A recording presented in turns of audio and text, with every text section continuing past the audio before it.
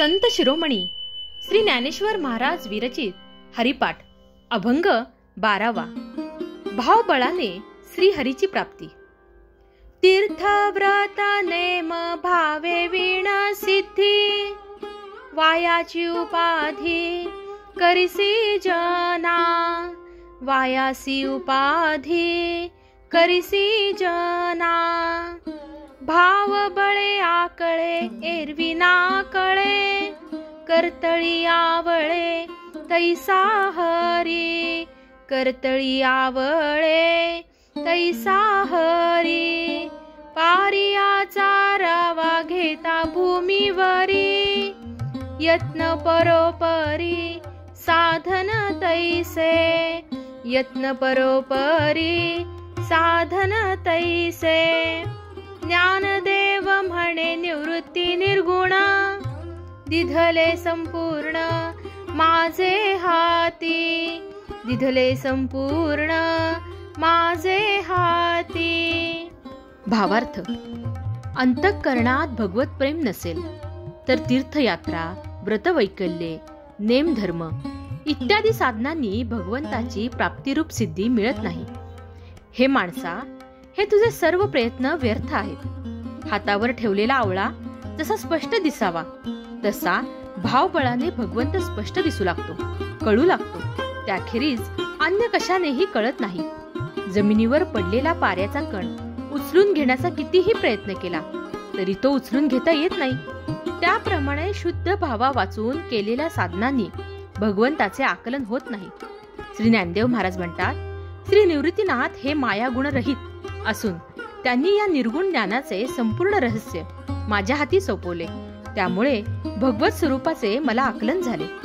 विवरण: तीर्थयात्रा करणे, अनेक प्रकारची व्रते, उपवास करणे, प्रातःस्नान, विशिष्ट वस्तू खाणे किंवा सोडणे यासारखे नियम करणे ही सर्व वेगवेगळ्या शास्त्रांनी ईश्वर प्राप्तीची साधने म्हणून सांगितली आहेत। परंतु अंतःकरणात जोपर्यंत भगवंताविषयी निस्सीम प्रेम नसेल तोपर्यंत यत्रवत केलेल्या अशा प्रकारच्या साधनांना काहीच उपयोग होणार नाही। श्रीहरीची प्राप्ती हे कर्माचं फळ नव्हे, कारण कर्म नाशिवंत असल्याने त्याचे फळही नाशिवंत असते आणि भगवंत जर नित्य आहेत म्हणून त्याच्या प्राप्तीचे साधनही नित्यच असले पाहिजे। भगवंता वाचून दुसरी नित्य वस्तू नसल्याने त्यांच्या प्राप्तीचे साधन स्वतः तेच, अर्थात त्यांचे सगुण नामरूप हे आहे। हा भाव मनात ठेवून त्याच्या बळाने म्हणजेच दृढ विश्वासाने नामस्मरण केल्यास हातातील आवळा जितक्या स्पष्टपणे आपल्याला कळतो तितक्याच स्पष्टपणे भगवंत आपल्याला कळू लागला। दृढ श्रद्धेने मन निश्चंक होते व निस्सीम प्रेमाने केलेल्या नामस्मरणाने चित्त भगवताकार होते। याविषयी तुकाराम महाराज म्हणतात, कळे न कळे ज्या धर्म, ऐका सांगतो रे वर्म। माझ्या विठोबाचे नाम अट्टाहासे उच्चारा। तो या दाखविल वाटा, जया पाहिजे त्या नीटा। कृपावंत मोठा, पाहिजे तो कळवळा। तुका म्हणे मोल, न लगे द्यावे वेचा बोल। विठ्ठल विठ्ठल ऐसा छंद मनासी। जमिनीवर पडलेला पारा उचलायला गेलो तर तो उचलता तर येतच नाही, उलट त्याचे बारीक बारीक कण विखरून जातात। म्हणजेच हे सारे प्रयत्न व्यर्थ होतात। तसेच तीर्थयात्रा, व्रतवैकल्यादी साधनांसाठी खूप कष्ट करावे लागतात, पण तेथे भगवत प्रेम नसेल तर ते सर्व प्रयत्न व्यर्थ ठरतील। अनेक जण तर ही साधने सकाम भावनेनेच करतात। काहींनी निष्कामपणे केली तरी त्यामुळे चित्तशुद्धी होते, पण भगवत प्राप्ती होत नाही। भक्ती हा एकच भगवत प्राप्तीचा मार्ग आहे। भक्तीत अहंकाराला मुळीच स्थान नाही।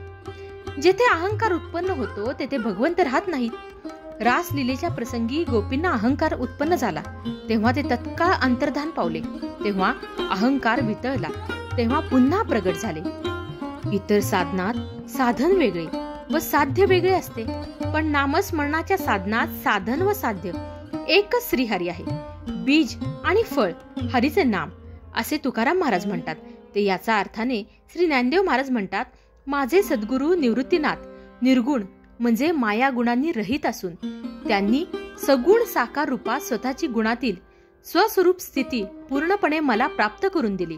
सद्गुरू हे सत्शिष्याला आपणा सारिखे करीती तात्काळ, नाही काळ वेळ तया लागे म्हणत ते सत्शिष्याला तत्काळ सत्स्वरूपाची अर्थात परब्रह्म स्वरूपाची स्थिती प्राप्त करून देतात. अशी परमानंदांची स्थिती श्री निवृत्तनाथांनी आपल्याला प्राप्त करून दिली असे सांगून त्यांच्याविषयी कृतज्ञता माऊलींनी व्यक्त केली आहे.